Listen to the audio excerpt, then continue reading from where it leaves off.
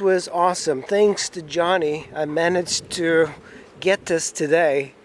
It needs some work, doesn't start. I don't have the key, but I do have the title, and that's the best part about it. But I wanted to show you guys before I start working on it, and hopefully I can get this thing running.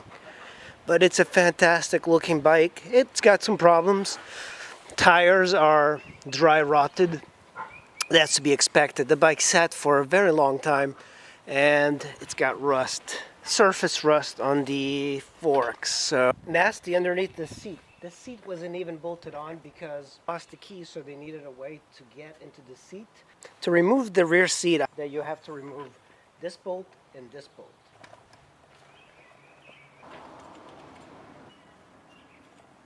And let's see if the seat comes out. And remove the seat. Put it underneath the driver and the passenger seat. You can see all the dirt. Look at all the dirt. That's what happens when a bike sits out for a very long time. Using a 12mm socket, you're going to remove the gas tank.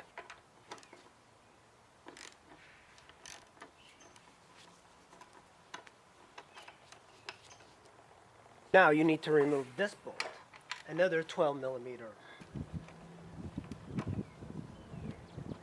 And of course you have another one on the right side. Try to see. One of the things I like doing is putting the bolts back where I have them, where I found them. Before we can remove the tank, there are two hoses attached.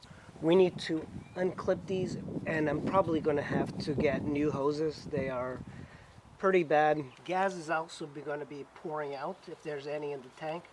The tank actually looks to be fairly empty, but there's going to be liquid coming out. Any potential thing that could break. Oh, that's gas coming out. There we go.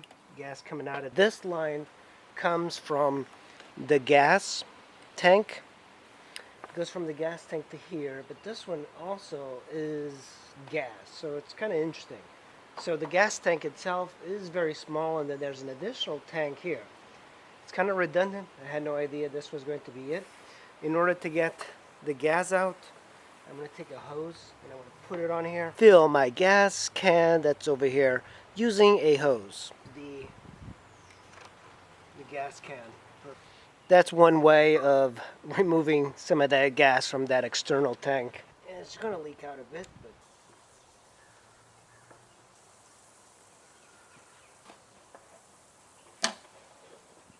and that's it. Now we are closer to removing most of it. One thing I found is that gas tank that I just removed from here, it's not really a gas tank. The gas tank is actually down here. You fill it here, but it goes all the way down to here. So it's mostly on for aesthetics.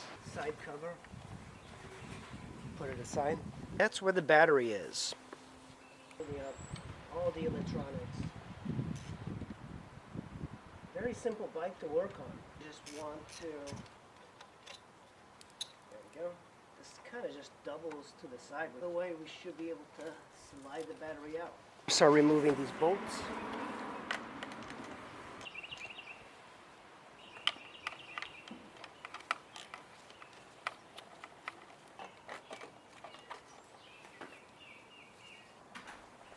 Remove the speed cable here. This is a very old way of counting your speed on your motorcycle. A little bit more space to mess around, and we can even move this. Make sure you don't lose the little gold bits that are attached there. So now we can kind of push this down. I'm going to have to get to this ignition anyway, so I'm going to have to remove it. There's a 10mm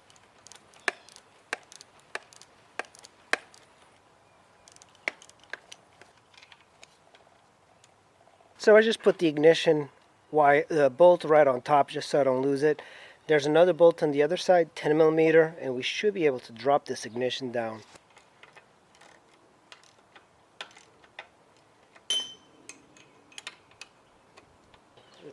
There we go, it's coming down. Look at that. There's the plastic bit. I'm going to put it aside. The ignition It's coming down. There we go. And I think what you have to do is kind of cram your knife in there, or whatever you have to.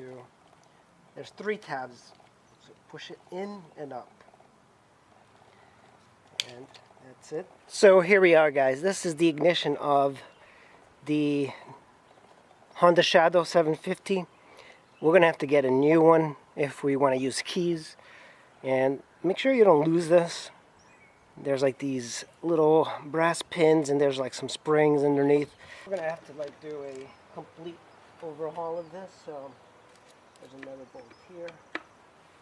You know, with these old bikes, sometimes in the air filter elements, there's like rats that made their nest. So here's that air filter element. It's pretty dirty. It's not horrible. I've seen air filters that were actually dirty. It's actually a well-made filter, and you don't see this a lot in modern bikes. I'm going to try and remove this to get this all out, because I want to try and hot wire it. There are wires from the ignition that are running here, so I wonder if I can bypass it somehow and see if I can start it up to hear if there's any life to the bike. The cover for this should come out. Here we go. That's what I wanted. Little lights underneath, and that's what illuminates to get you the turn signal, the oil level, blah blah blah. Now this is a really odd thing. This is where the fuse holders, the fuses are. Why would they put them in such an odd place? You have to remove 2 screws in order to get to it. But anyway, this is where the screws are the fuses. And of course, these are the little bulbs that light up. Kind of a crazy little system. I should probably check all of these. The other side here.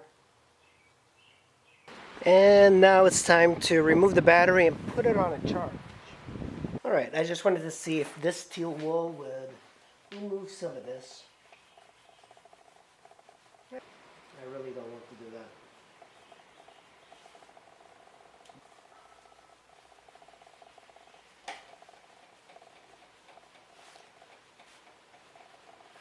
Alright, let's get rid of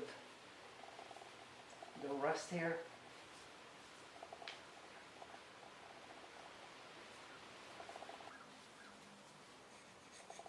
It's stuck in here. These old school headlights. Let's remove it anyway.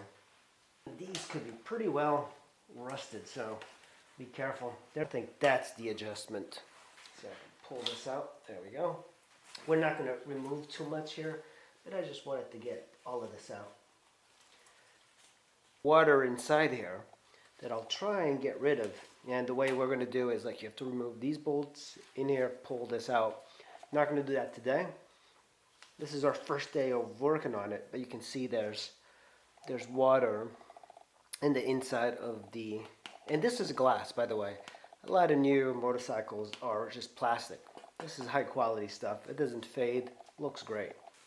This is all the wiring. That's the headlight one. That's the only one I really recognize. The rest are kind of just bundled into this mess of wires, and there's a lot of this corrosion happening here. I don't really want to remove it, but if I replace this housing, this whole thing is just full of rust. Look at this. Sort of weird. So strange that Honda would do this. Put fuses inside. Why not make it convenient? It's just so odd. Just kind of pull it out. I'm always worried about. These things are actually kind of like fused in here. You have to push down and push out, but I'm trying not to break it. There we go. So, and you can see there is some sort of stuff on here, maybe burning. This is a terrible place to put it.